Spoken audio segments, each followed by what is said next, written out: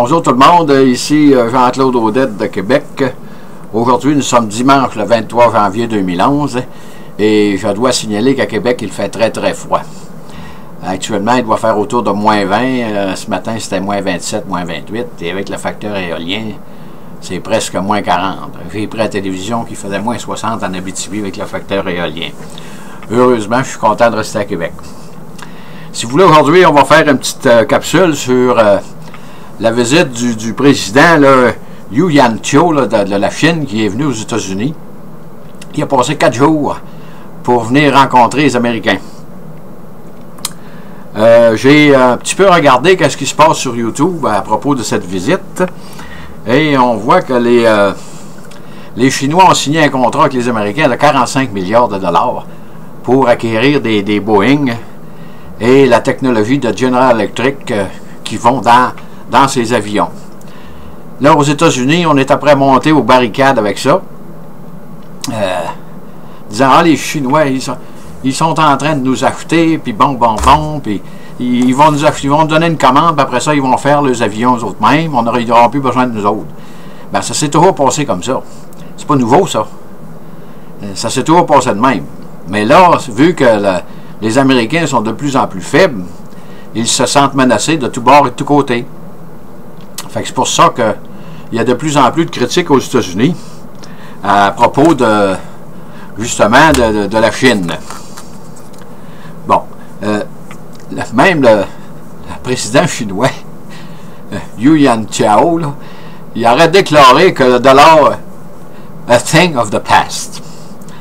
En voulant dire que le dollar américain, c'est une chose du passé. Évidemment, il commence à être pas mal sûr de lui, là. Écoutez, aller dire une chose comme ça, là, il y a 5 ans, c'était impensable, ça. Aller dire qu'un président d'un pays aussi énorme que la Chine allait dire que le dollar américain, c'est une chose du passé. Il n'aurait jamais osé faire ça. Pourquoi est-ce que les Chinois ont de moins en moins peur des Américains? C'est parce que quand vous êtes endetté envers votre créancier, c'est pas vous qui avez le gros bout du manche.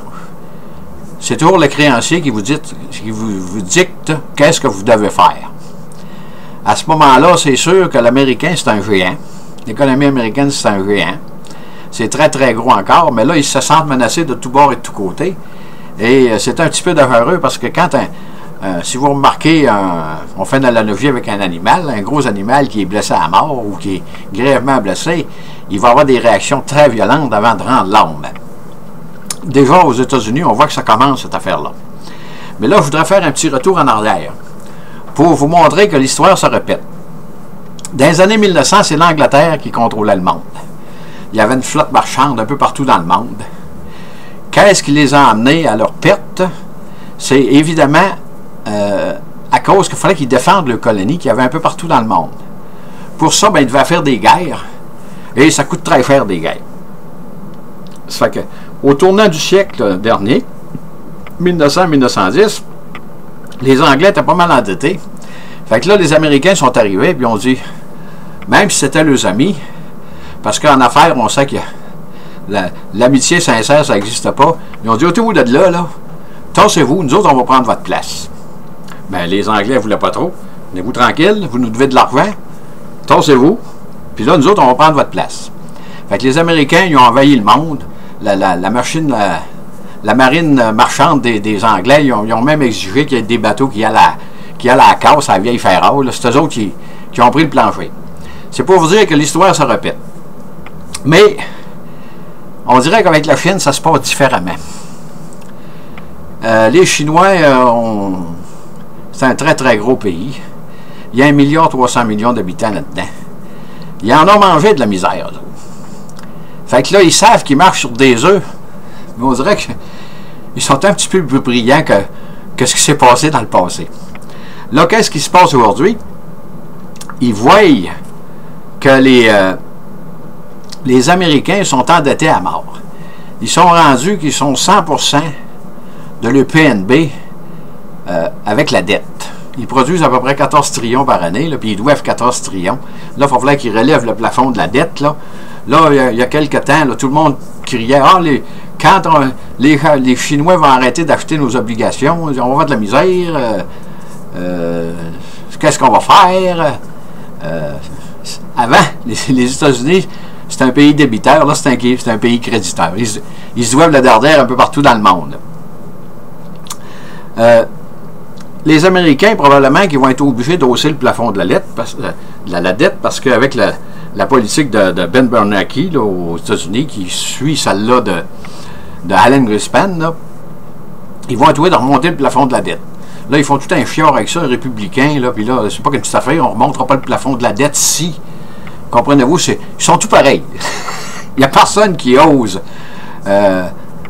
mettre un frein à ça, parce que c'est sûr que l'économie va s'écrouler. Ça, il n'y a pas de mystère là-dedans, là. Comprenez-vous, si vous êtes plus capable de faire face à vos obligations, comme pays, bien là, il n'y a rien en arrière de ça. Quand les pays ont sauvé les banques en Europe et en Amérique, là, les pays, ils ont garanti des banques. Mais là, quand les pays viennent en défaut de paiement, il n'y a plus rien en arrière d'eux autres pour garantir. C'est qui va garantir? C'est qui va garantir le paiement des pays? Il n'y a personne. C'est pour ça qu'ils impriment de l'argent puis ils impriment de l'argent.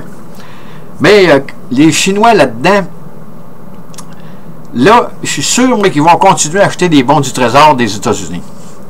Parce qu'ils sont en train, on se rend compte de plus en plus qu'ils sont en train d'acheter les richesses naturelles du monde un peu partout. Ils savent que le dollar américain est de moins en moins, il est plus fragile qu'il était.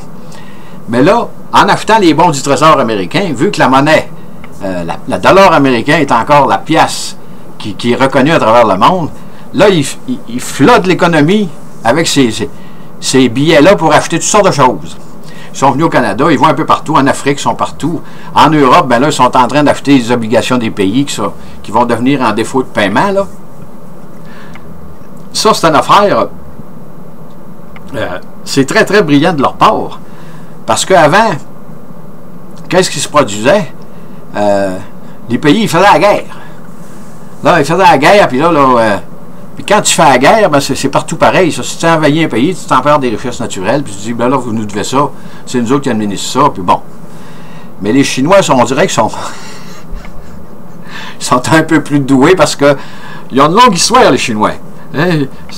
Ça fait très, très longtemps qu'ils sont là.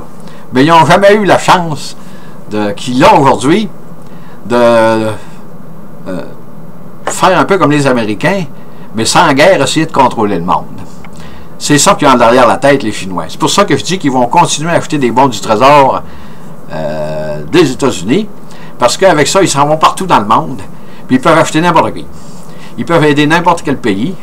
Ils peuvent s'imposer partout de plus en plus.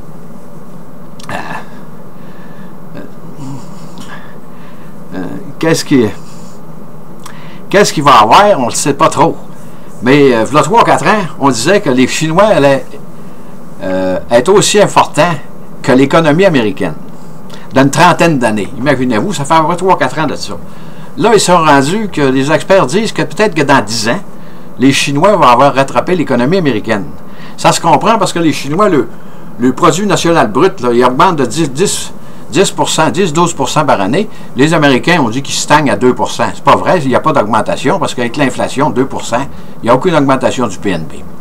Puis les jobs qui se créent aux États-Unis dans le PNB, ça s'en va dans les services publics ou les hôpitaux, puis ces affaires-là.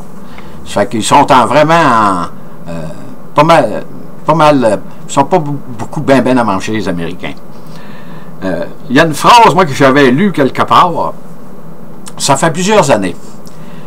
C'est le grand Napoléon Bonaparte. Même dans ce temps-là, dans les années 1800, on savait que la Chine était un pays immense et qu'il y avait énormément de monde là-dedans. Mais là, il y a quelqu'un qui avait dit à Napoléon que la Chine était comme un immense pays endormi. Fait que Napoléon avait répondu là-dessus. La Chine, laissons-la dormir, parce que quand elle va se réveiller, elle va faire trembler le monde. C'est vrai aujourd'hui.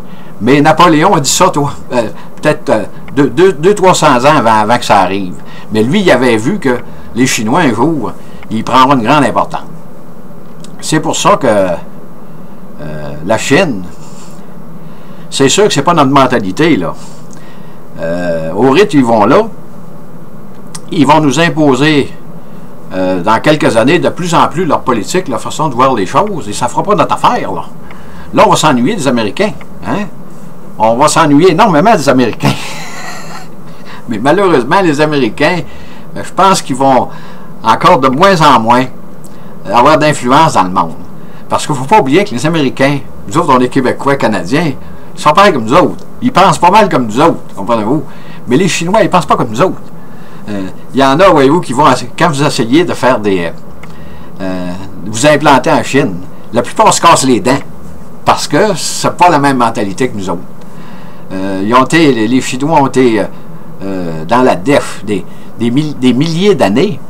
Mais là, ils prennent le dessus, mais ils sont très, très prudents. Fait que sur ce, je vais terminer ma petite capsule et je vous dis bonjour et bonne journée. Et merci.